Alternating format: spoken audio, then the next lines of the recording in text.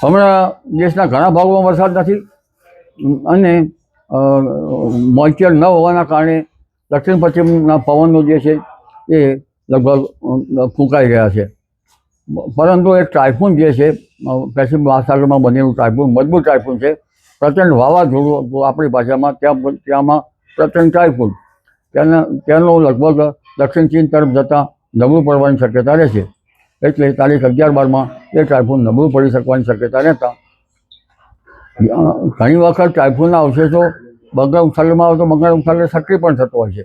એટલે એ ટાઇફૂન નબળું પડતા તારીખ 13-14માં બંગાળ ઉપસાગર સક્રિય થવાની શક્યતા રહે છે અને બંગાળ ઉપસાગરની શાખા સક્રિય થતાં વરસાદ આવવાની શક્યતા છે. પરંતુ તે વરસાદ ખાસ કરીને પૂર્વ ભારતના ભાગોમાં આવવાની શક્યતા રહે છે અને ત્યાંમાંથી છૂટા પડેલા વાદળો લગભગ ગુજરાતમાં આવતા વરસાદ થવાની શક્યતા રહે છે. જ્યારે આસામ તરફ વરસાદ હોય ત્યારે તેને ઉલટી સ્થિતિ સિંધ ભોગવે છે. ઘણા ખાસિયતવાળા સમાન ખાસિયતવાળા ભાગો છે, ઘણા અસમાન ખાસિયતવાળા ભાગો છે. એટલે જ્યારે આસામમાં વરસાદ પૂર્વ ભારતમાં વરસાદ ઓછો થઈ જાય આસામ વગેરે ત્યારે પશ્ચિમ ભારતમાં વરસાદ થઈ જવાની શક્યતા રહે છે. એટલે લગભગ વરસાદનું રાઉન્ડ હમણાં લોકલ સિસ્ટમના કારણે તારીખ 13થી 16માં જુલાઈમાં થવાની શક્યતા રહે છે. જેમાં કેટલાક ભાગમાં દ્વારકાના ભાગો, પોરબંદરના ભાગો અને જામનગરના ભાગોમાં પણ છૂટાછવાયા ભાગોમાં વરસાદ થવાની શક્યતા રહે છે.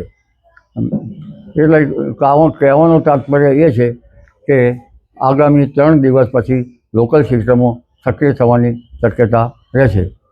આ ઉપરાંત તારીખ 22ની આસપાસ પણ ગુજરાતના ભાગોમાં કેટલાક ભાગોમાં ભારે વરસાદ થવાની શક્યતા રહે છે. તારીખ 27થી તારીખ 24, 25, 26માં મુંબઈ મહારાષ્ટ્રના ભાગોમાં વરસાદ થવાની શક્યતા છે. આ અરસામાં દક્ષિણ ગુજરાતના ભાગોમાં વરસાદ થાય, ક્યાંક ભારે વરસાદ થઈ શકે. પરંતુ તારીખ 27થી 30માં ચોમાસું વધુ સક્રિય થવાની શક્યતા રહે છે. જેના કારણે દક્ષિણ ગુજરાતના ભાગો, દક્ષિણ સૌરાષ્ટ્રના ભાગો, સૌરાષ્ટ્રના અન્ય ભાગો, દ્વારકાના ભાગો, પોરબંદરના ભાગો, જામનગરના ભાગોમાં વરસાદ થવાની શક્યતા રહે અને ઉત્તર ગુજરાતના ભાગોમાં પણ લગભગ મહીસાગરના ભાગો, વડોદરાના ભાગો, પંચમહાલના ભાગો, ઉત્તર ગુજરાતના ભાગો, સાબરકાંઠાના ભાગો, અરવલ્લીના ભાગો અને પૂર્વ ગુજરાતના કેટલાક ભાગમાં વરસાદ થવાની શક્યતા રહે. આ વરસાદ સારો થવાની શક્યતા રહે. ત્યારબાદ ઓગસ્ટની શરૂઆતમાં અણધાર્યો વરસાદ થવાની શક્યતા રહે અને ઓગસ્ટ માસમાં ઇન્ડિયન ઓશન ડાયફોલ સાનુકૂળ થવાની શક્યતા છે. આ ઉપરાંત એમ્બ્યો વેવ લગભગ હિન્દ મહાસાગરમાં દસ્તક દઈ શકવાની શક્યતા છે. જો આ બંને શક્યતા હોય તો અલનીનોની શક્યતા હોવા છતાં પણ ઓગસ્ટમાં સારો વરસાદ થવાની શક્યતા રહેશે. ઘણીવાર ઓગસ્ટમાં ભારેથી અતિભારે વરસાદ પણ થયેલા છે.